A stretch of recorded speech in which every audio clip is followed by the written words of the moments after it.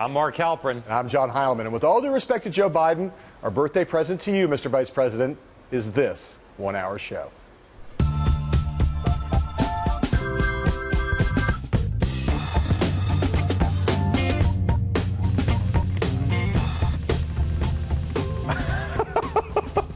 Happy Peanut Butter Fudge Day, sports fans. In our lineup tonight, Ben's Bottom, Marco's Moment, and John Kasich comes on our show. But first, The Database. It sounds like a terrible sci-fi movie on deep Netflix, but in fact, it's even scarier. Donald Trump's seeming approval of the idea that every single Muslim living in the United States be registered on a national database. In a classic rope line exchange with NBC News, Trump didn't seem to suggest much ambiguity about his position on such an idea. Should there be a database system that tracks the Muslims here in this country? There should be a lot of systems beyond database. I mean, we should have a lot of systems. And today you can do it. But right now we have to have a border, we have to have strength, we have to have a wall, and we cannot let what's happening to this country happen. But that's something your White House would like to implement. Oh, I would certainly implement that. Absolutely. What do you think the effect of that would be? How would that work? It would stop people from coming in illegally. We have to stop people from coming in to our country illegally. For Muslims specifically, how do you actually get them registered into a database? It would be just good management. What you have to do is good management procedures. And we can do that. It's nice. I mean, do you go to mosques and sign these people up into the system? Different places. You sign them up at different, but it's all about management. Our country has no management. Who's just that? Would they have to legally be in this database? Would it be their obligation? They have to be. Let me just tell you, the key is people can come to the country, but they have to come in legally. But today, even having said all of that, Donald Trump tweeted the following, quote, "I didn't suggest a database, a reporter did," end quote. Hillary Clinton also took to Twitter and wrote, quote, "This is shocking rhetoric. It should be denounced by all seeking to lead this country," end quote. And the criticism was even worse from the candidates in Donald Trump's own party, like Jeb Bush and Ted Cruz, and God knows Cruz has never had much taste for attacking Donald Trump. I find it abhorrent that Donald Trump is suggesting we register people. That haunts back to a time that no one wants to go back to. It's not a question of toughness. Yeah. It's manipulating people's angst and their fears. That's not strength. Right. That's weakness. I'm a big fan of Donald Trump's, but I'm not a fan of government registries of American citizens. The First Amendment protects religious liberty, and I've spent the past several decades defending the religious liberty of every American. What I do think is important is that the federal government be far more vigorous going after radical Islamic terrorists.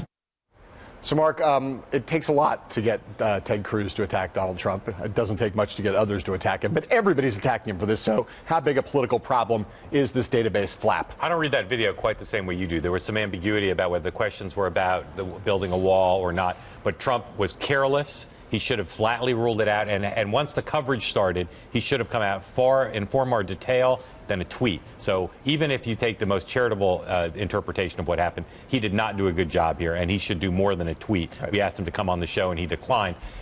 I think I'm probably not going to be a problem because he'll continue to say that that's not what he meant. Yeah. But it showed a level of carelessness on something far too sensitive for someone who wants to be president. Yeah, let's look. I mean, reporters play a game with people all the time. They put out an outrageous proposal. If the person doesn't denounce it, they say he's open to it. He doesn't rule it out. In this case, it seemed like Trump had an opportunity here to clarify it in that question. He could have answered that question. Half his answers to that guy on the rope line. I understand. About a wall. I understand, but I understand that. But this was now out there from a previous interview. He could have shut it down right then. As you said, he should have gone further than the tweet. This is a big deal. Suggesting a national database of Muslims is a big deal on the far right, the far left, everywhere in the middle. If you want to make it clear that you're against it, you got to be really out front. You got to really say what you think about this. See what happens when he does his next interview. Look, he has not been stopped in the past by shooting gasoline onto a roaring fire, but we'll see about this one. All right. In other Trump news, the super PAC supporting John Kasich, the governor of Ohio, it's called New Day for America, is now planning to try to take Donald Trump down.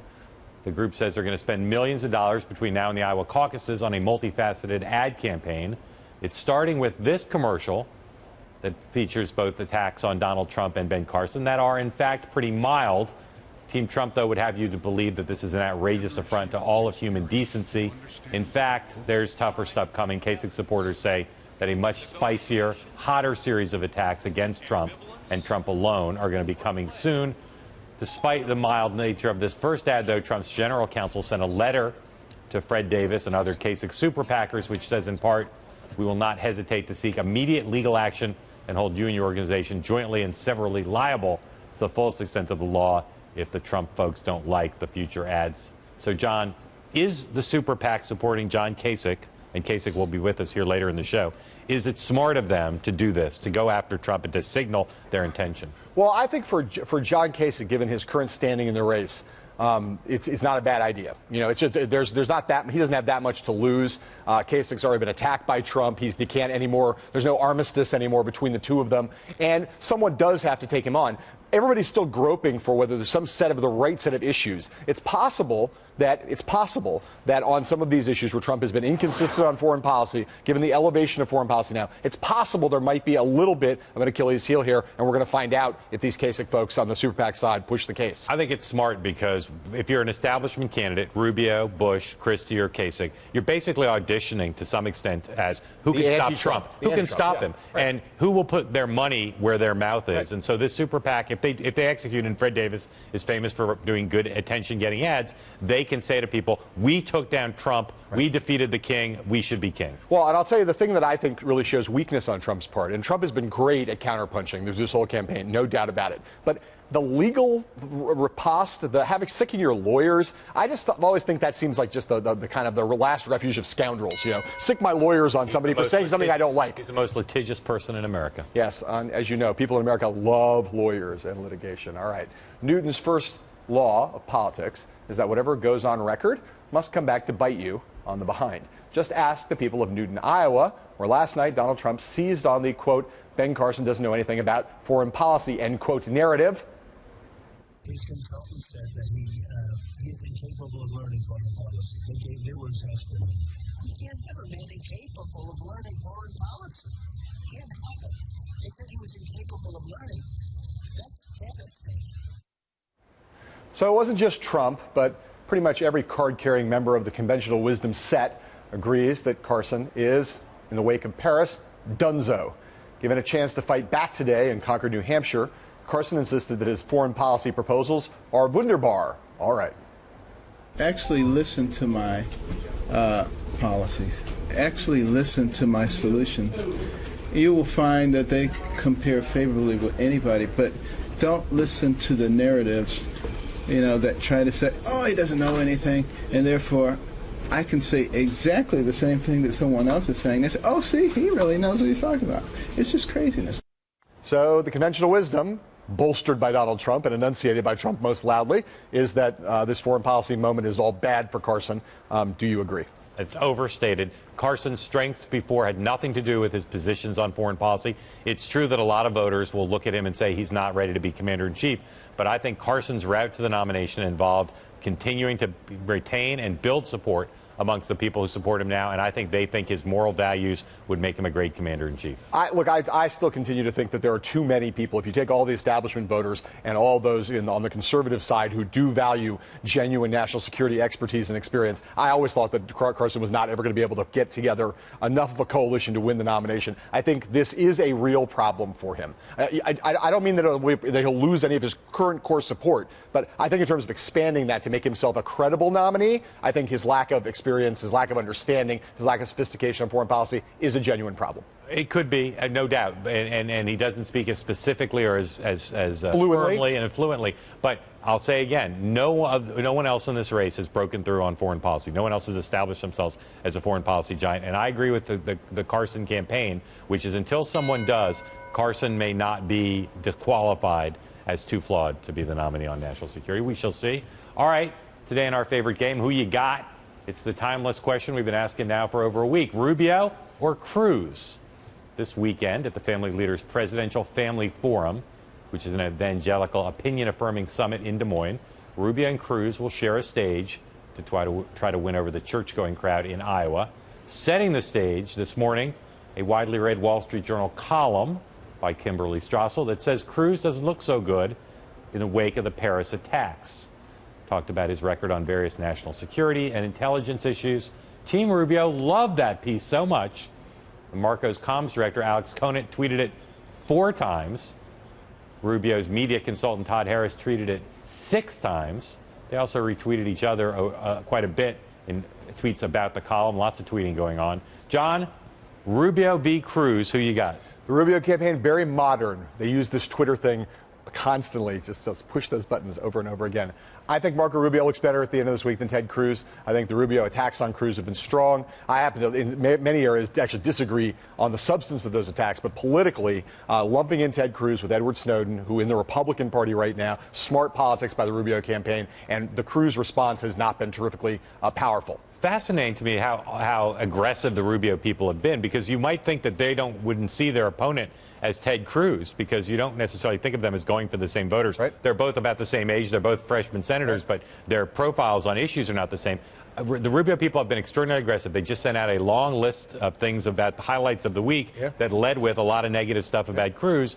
I think they've been more aggressive. Cruz's people seem to feel comfortable kind of hanging back a little bit. Rubio is vulnerable on immigration. We've yet to see what else the Cruz people really want to attack on that. You have contrasting premises about what's going to go on going forward. Cruz's whole campaign, as we've discussed before, is somewhat built on the notion that Trump and Carson will eventually fall apart. I think the Rubio premise here is that Trump and Carson may very well last through Iowa. And what Rubio wants is to be able to finish 3rd in Iowa. And in order to get there, he wants to make sure that Ted Cruz doesn't push him out of that 3-hole. If he's in there, he's going to be in a good place heading on to New Hampshire. So I think that for that reason, they see their lane as both lanes, establishment lane and conservative Tea Party lane. They want to go after both sides. Interesting thing to see what the Cruz Super PAC does. We've expected all along that they'd start to spend their money. A lot of money. On someone. Yeah. They start to spend it on Rubio. That's a problem, I think, for Rubio. 100%. All right. John Kasich is coming here to the studio soon. We will talk about some really serious stuff and also a little fun stuff. But first, we're unpacking more of the goodies contained in our Bloomberg Politics national poll. When we come back in exactly 60 seconds, 59 seconds, 58 seconds, 57 seconds, 55.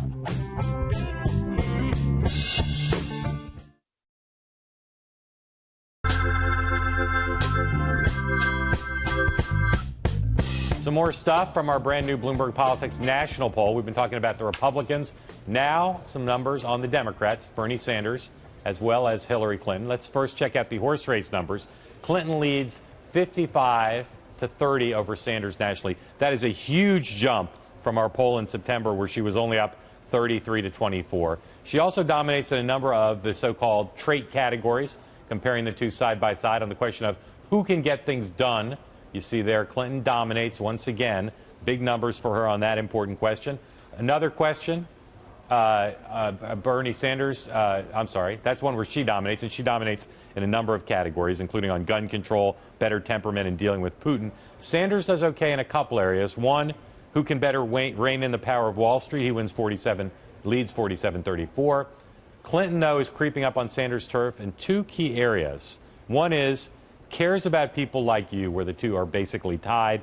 And then who will fight the hardest for the middle class? They tie at 44.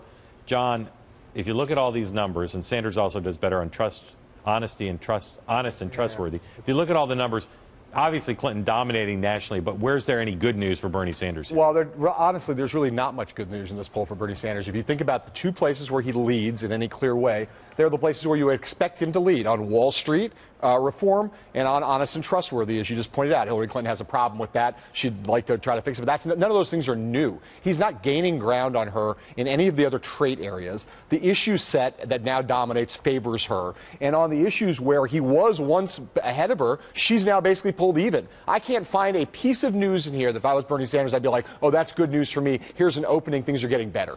Nationally, of course, it doesn't matter, really, because he's got to win in Iowa and New Hampshire. Right. I will say the danger, and we've been tracking this since her huge week with the strong first debate and the Benghazi testimony. And Biden. Is Democrats have to think Sanders can win for him to have a chance to win. Right. And when she jumps to a national lead going from 33-24 to 55-30 in our poll, it makes it much harder for Sanders and his supporters to convince people, hey, this is a contest. So you voters in Iowa and New Hampshire, you're not throwing your vote away if you vote for Bernie Sanders. So Democrats basically support Barack Obama overwhelmingly, right?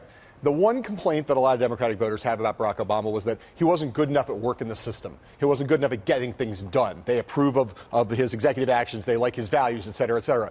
Here, when they look to the next potential Democratic president, they want a Democratic president who knows how to actually get stuff done. Hillary Clinton leads 66-20 over Bernie Sanders in that category. And I got to say, among the Democrats that we meet, that matters a lot. I mean, they've had a president they agreed with on values and issues for the last 7 years. They want one now who's able to work the system and accomplish stuff.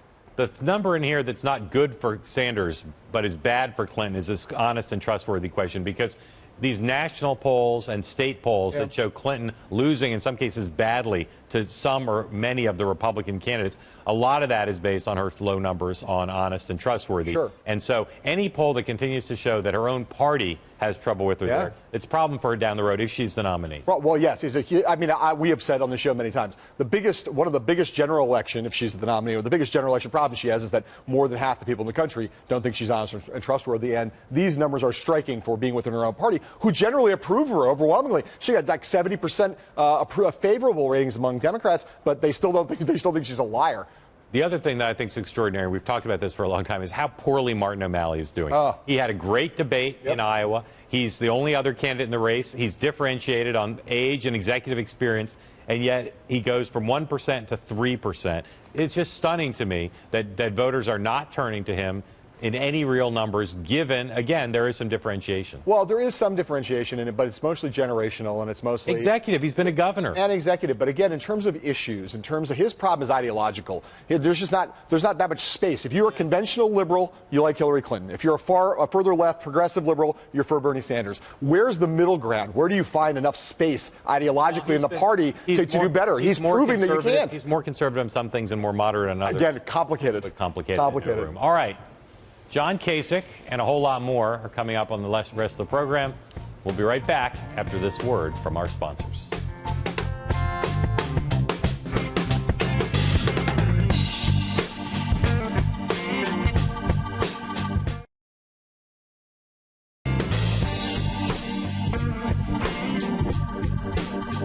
The aforementioned Bernie Sanders has a pair of piping hot ads that will hit the airwaves in Iowa and New Hampshire tomorrow.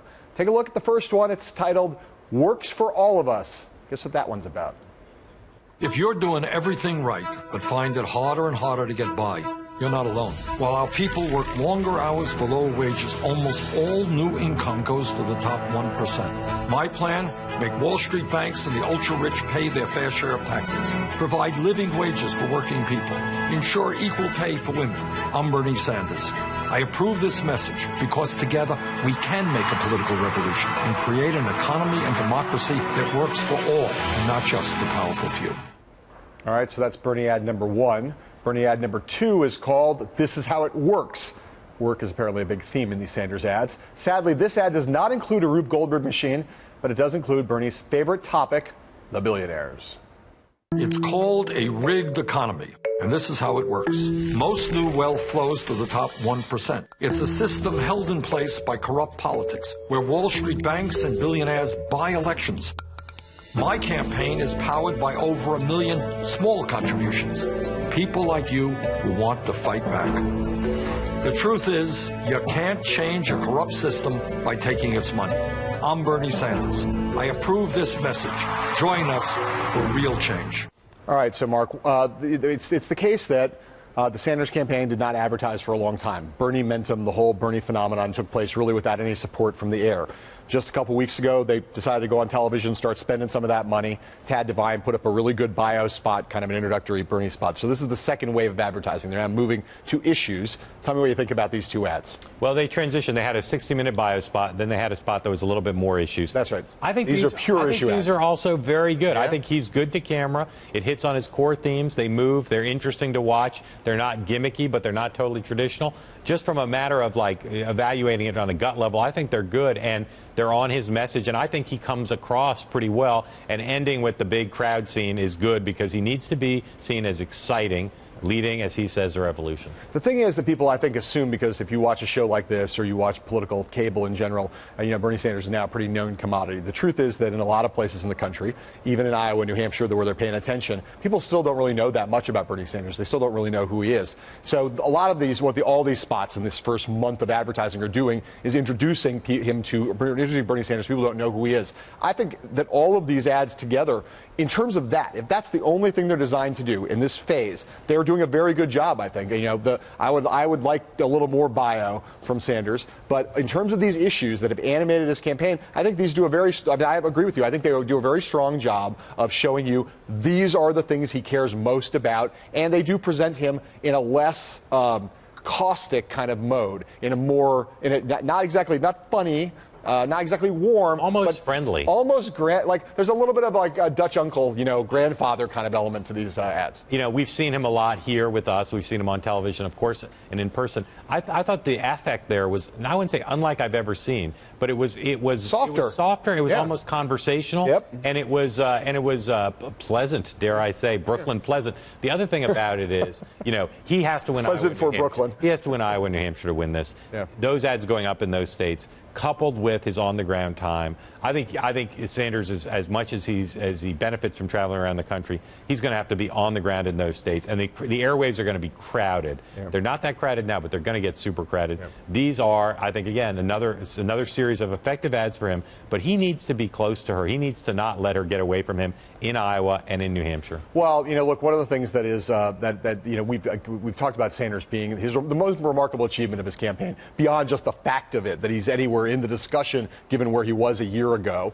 which was not in the discussion, is how much money they've raised and how much they've raised from low-dollar donors. They go into these two states as well-equipped financially as Hillary Clinton does. They can match her gross rating point for gross rating point on the air in Iowa, New Hampshire. Now, obviously, as you say, it's going to be a crowded television sphere. But they can go head-to-head with her. The question, and the thing that you're raising, is can they go boot for boot with her on the ground? Her Iowa operation in particular, much, much better than it was in 2008. Can he build an Obama-like ground operation there? Is he doing that? There's some signs that they're working hard at it, but I'm not sure they're all the way there. I'm going to trick the control room here a little bit. Can we run that second ad again with no audio? I just want to see the part where they show all the faces of his donors. I'll keep talking while you try to get that up. I wonder if those are actually pictures of all his donors, or those are just here we go. Here he is talking. Says, I don't like billionaires. He says he doesn't like billionaires. It's corrupt. Blah blah blah. But it's interesting because if these are the pictures of the actual donors, I wonder if they're going to do anything else. There you go. Look at that. Look at all those people. Freeze that. Can you freeze that? No. I wonder. I mean, those are very compelling pictures. Now, is that Bernie Sanders himself there on the right? At this moment, all of those pictures where we froze on the bottom right. Is that him or a Bernie Sanders lookalike?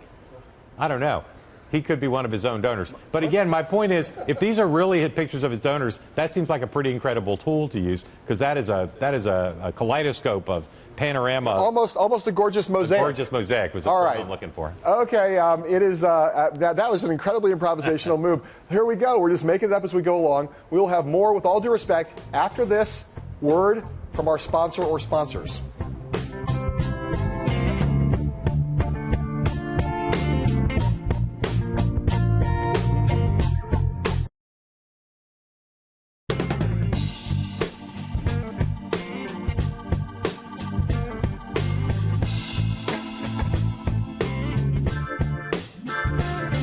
Welcome back. It's been one of the busiest weeks in recent news memory. The fallout, of course, from the Paris attack has transformed events by the minute.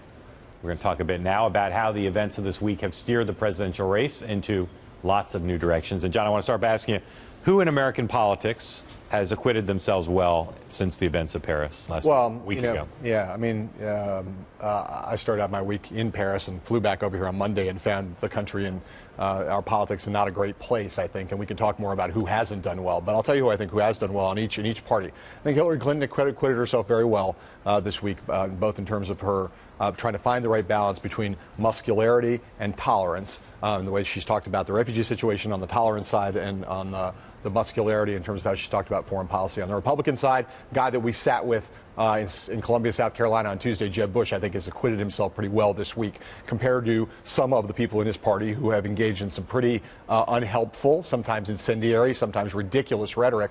Bush is generally, he's gotten a few things slightly wrong. There was a moment when it seemed like he was suggesting there should be a religious test for refugees. He kind of found his way to the right place on that.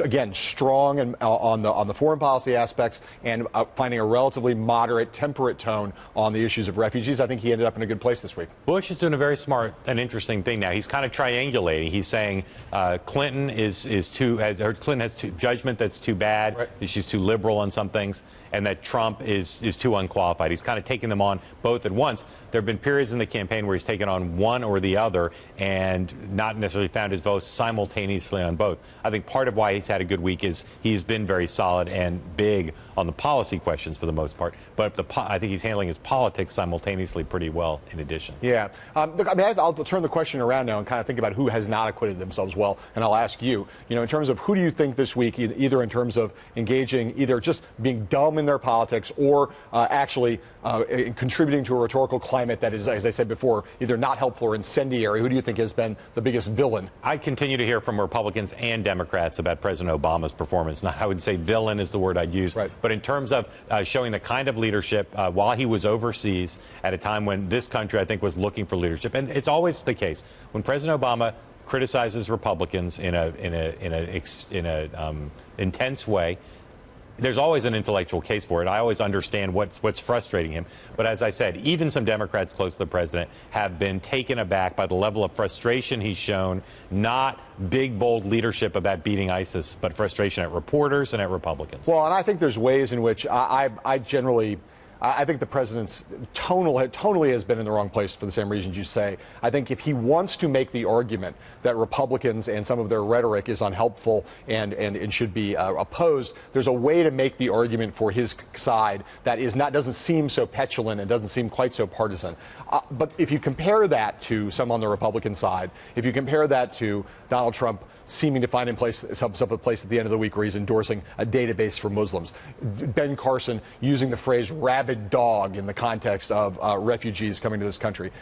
Some of that rhetoric and some of the stuff that we've heard on the congressional level from Republicans, I think, this is the places that those are the places I think where the rhetoric has the danger of becoming most damaging, not just in terms of American values, which obviously matters a lot, but in terms of actually fighting this war against ISIS. We cannot allow this to be turned into a religious war. We cannot become the intolerant country because that gives the terrorists exactly what they want. I'll tell you two other factors I'd single out. One is just raw politics. Hillary Clinton's the luckiest person of the week. She made a huge gaffe about 9/11 and didn't pay a price for it because it got overshadowed during the debate. The debate. Yeah. And then the Arab League and the Arab countries virtually silent about what's gone on in Paris. Bad for America. All right.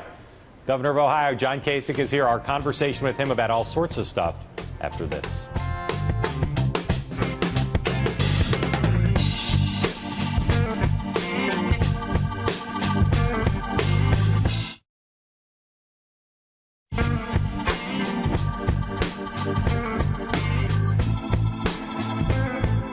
We once played Name That Tune with John Kasich, and it didn't go that well. Actually, he thinks it went incredibly well.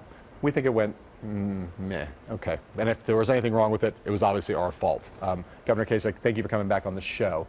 We were just talking about Paris before we started this block. It's been a week since the attacks in Paris.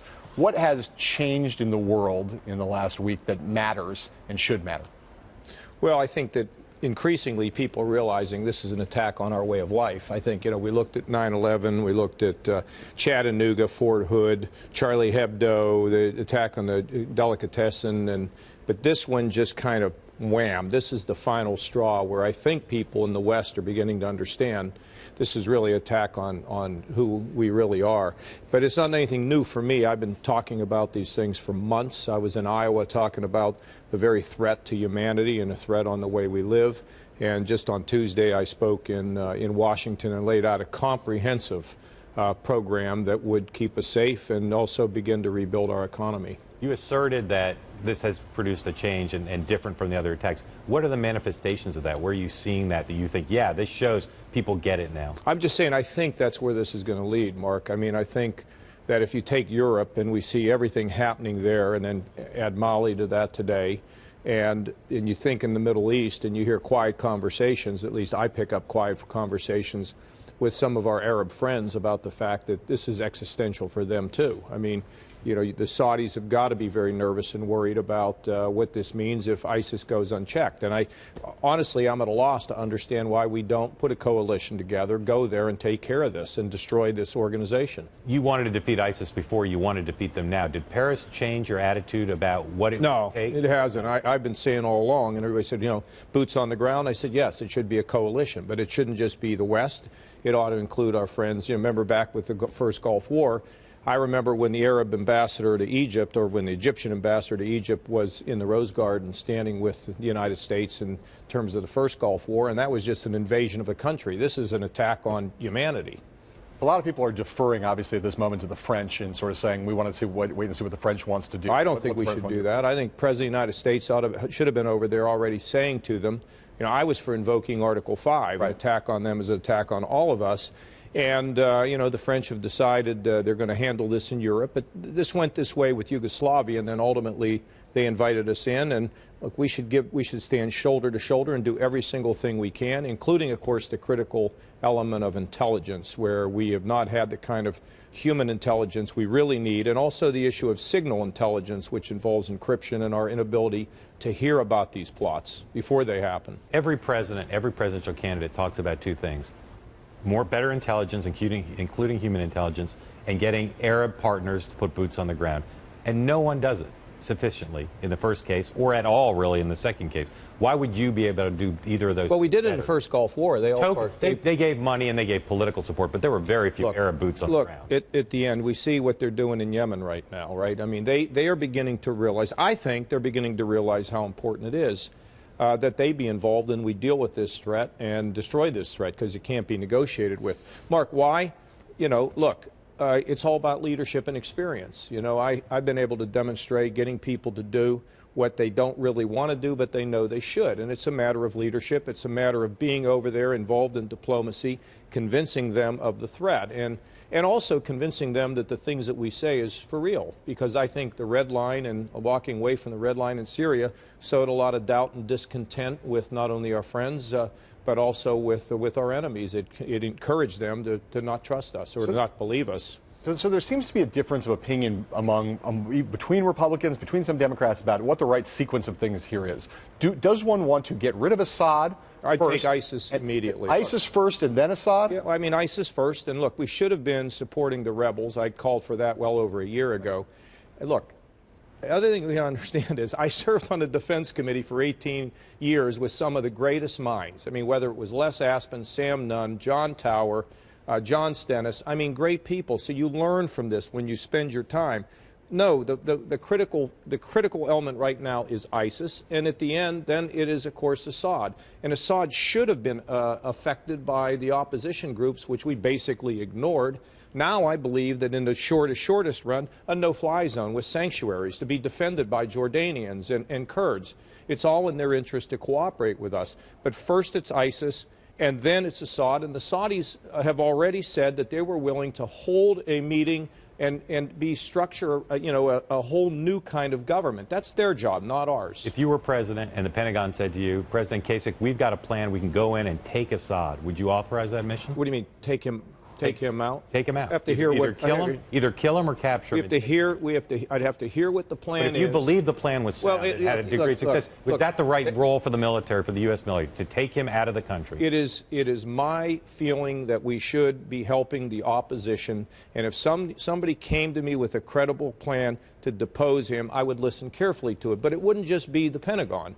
I would want to hear from the CIA. I'd want to hear from all the intelligence community. I would also want to hear from the traditional military experts and, of course, those who think a little differently, including the civilian. But I really fundamentally believe the situation in Syria it's a civil war. It is not for us to be in the middle of. But again, if there was a unanimous recommendation from everybody. I'm not going to get into but is that a proper role for the U.S. military to take out somebody like that? I don't want the way we did with Saddam Hussein. I'm trying to answer. Yeah. I don't want to be in the middle of a civil war. I oppose the civil war in Lebanon. I don't think we gain with that. And I'm not going to get into a hypothetical unless I knew exactly where we were. You know what? Politicians always get asked questions. Sometimes they are hypothetical. Sometimes you have to answer them. And this one, I'm not going to give you a clear answer. Did you support the removal of Saddam Hussein? Yeah, but we thought he had weapons of mass destruction. If I didn't think he had weapons of mass destruction, I never would have gone. Assad's used weapons of mass destruction against I'm talking about a weapon of mass destruction like a nuclear weapon, and that's what we thought that Saddam had, which really threatened our direct security. Assad is not a direct threat to our security, so I would be hesitant unless somebody could come in and make an argument. I'd be willing to listen, but I don't want to engage in a civil war. For example, I don't support these people that the president's put in Syria right now because it can get us drawn into a civil war, which I do not like. Special operations. Yeah, I mean, I just wouldn't be there because I think we get drawn into a civil war, which I think we have no business doing. But yet in Syria, I think we could have boots on the ground there for purposes of removing ISIS as part of a coalition. Right. Okay. Right, so we're going to come back. I have another question to ask you about another thing that happened this week. But we're going to come back and ask that question, ask you a bunch of other stuff about politics in a minute after this message.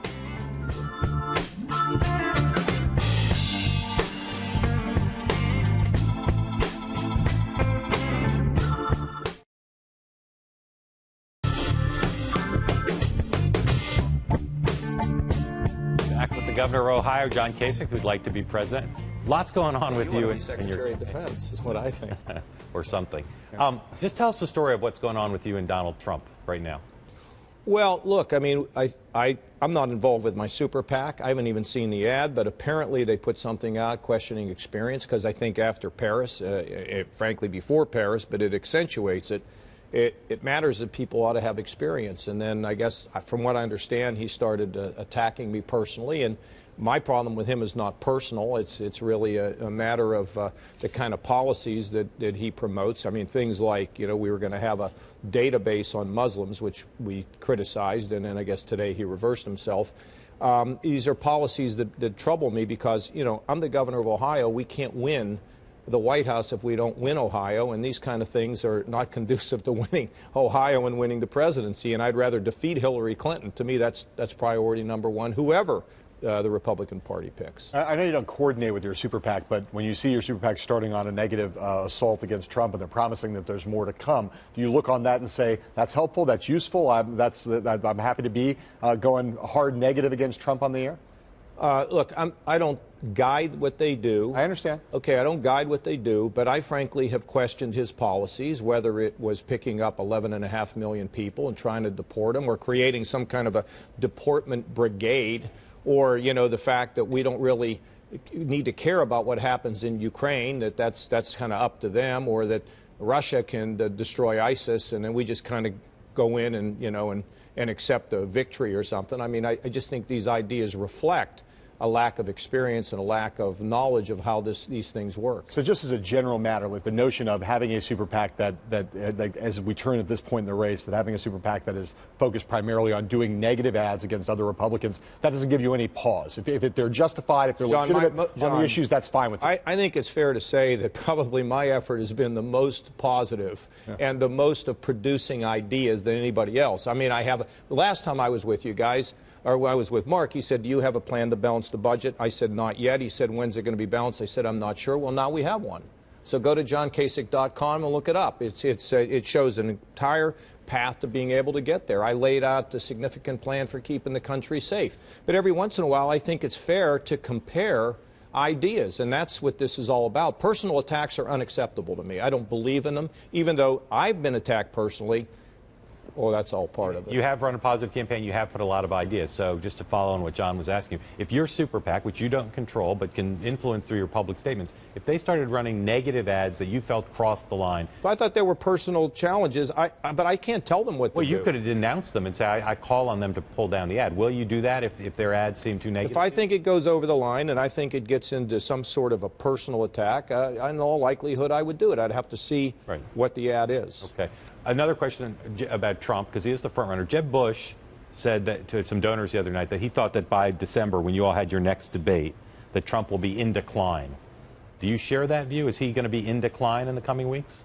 I'm running for president, not fortune teller. I'm not going to predict this. But I ultimately think that people will turn to experience and will turn to people who have not just domestic policy experience, but foreign policy experience, of which I happen to have both. Right. So the other thing about being an executive that I think it's important to point out, all the time we face crises as executive. The state of Ohio is 11.5 million people.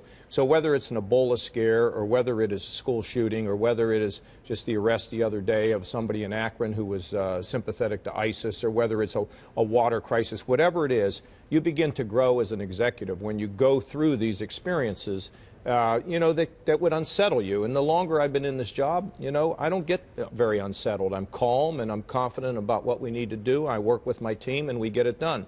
That is invaluable when you're trying to take on the job of a thing like President of the United States where things come at you every single day. Right. So we talked to Jeb Bush earlier this week, and he made it pretty clear that he thought that he went pretty far in saying he thought that Donald Trump was pretty much not the right person to be commander-in-chief for a variety of reasons, both temperamental and policy-wise. Make the argument for why it is that you think, and it's clear that you do, why you think Donald Trump, who's been at the top of the polls now for the last 4 months, just make it as directly, just make it as across the board, on whatever base you want. Make the argument for why that guy shouldn't sit in the Oval Office and why you should. Look into the camera, tell America. John, I've already described the fact that his foreign policy pronouncements are not very good, and some of them he has to take back. And we can't have a do-over. We can't have a mulligan when you're president. And in addition to domestic policy, I've been highly critical of the plan to go into neighborhoods and try to deport people. And I'm very concerned about his tax plan, which would ring up the national debt by another 10, 11, 12 trillion dollars. So, look, I don't want to spend all my time on him. There's a lot of people in the field. For me, I've balanced budgets. I've created jobs. I understand national security. And just today in Ohio, we had one of the largest growth, grew 36,000 jobs. I mean, we are almost 400,000 jobs up. We've had balanced budgets. We've got school choice. We've got strong credit. Our pensions are in line. And here's the thing. If you do it in a state like Ohio, as you know, is a microcosm. I think you guys have written some books. It's a microcosm of America. And if you can do it there, then you can do it in the nation. And frankly, if you don't win Ohio, you're not going to win the White House. And I can win Ohio. All right, some quick fun questions, which I know you like. Who's your favorite actor who's ever played James Bond? Help me out from years ago. Not Daniel Craig, but you like Sean Connery. Roger Moore? Roger Moore? No, I like Sean Connery the best. But listen, Daniel Craig's doing a good job. Yeah. I'm not going to take a whack at him. He is doing a good job. But you're a Connery man. Yeah, I guess so. Okay. All right, the single biggest misconception about John Kasich is blank. That I like Mark Halperin. There are people who think that, but they. I would say that is the most damaging misconception. Who would play you in a Lifetime movie about John Kasich? Probably Harrison Ford. Yeah. And some people say David Duchovny. That's who people say I resemble a little bit. Who would play you? I'll take David Duchovny unless he's doing you. And how about you? Charlie Brown. That's not a real person. Marco Rubio would play me. Yeah, there you go. That's right. All right. When I let me see which one of these I want to ask you because we're running out of time. All right, this is a complicated one. How come you haven't asked me about how I'm doing in the polls? Because I was going to tell you, we're only about 80 days. We don't talk about polls in this show. Let me tell you, we never talk about polls. We're going to have a midterm exam. Guess what's coming? Against the rules. We've got Iowa coming and New Hampshire, and guess what? We're going to take those midterms. It's going to be really fun. And you know what? I'm going to get a really high grade. We're going to do great there. If you were stranded on a desert island and could bring one Fox News host with you, who would it be? I'm not picking any one of those because I want to go on all their shows. So it's a tie. You take them all. I'll take them all. Yeah. John Kasich's spirit animal is? My what? Your spirit animal. What does that mean? I'm not really sure. They just wrote it on a card and put it in front of me. Okay. You don't identify with any particular woodland creature? Jungle creature? Chipmunk. You guys are just weirdos. You know that. Yes, we're fully aware. Let's end blue collar quickly. Ideal set of pizza toppings. Just pepperoni. I don't go for too much. How do you feel about double pepperoni? No, I just it's like double cherry pie. No. I mean, just give me the straight pepperoni. And are you going to be the next president of the United States? I am. How do you know? Well, because I think our organization, the hard work, the experience, and the record is all going to come together at the right time to be able to get me there. And I tell you what, after we do really well in New Hampshire, you guys are going to have a lot of trouble ever getting me to come on this show. All right, this could be the last time we have you. I'm going to be so much in demand. All right, Governor, thank you. Very disappointing. We're going to take a short break. We'll be back in just a moment after this.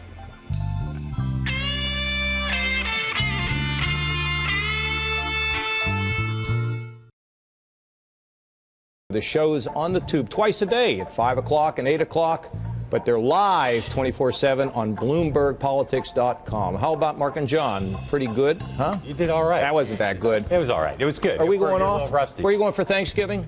Boston, Massachusetts. Where are you going?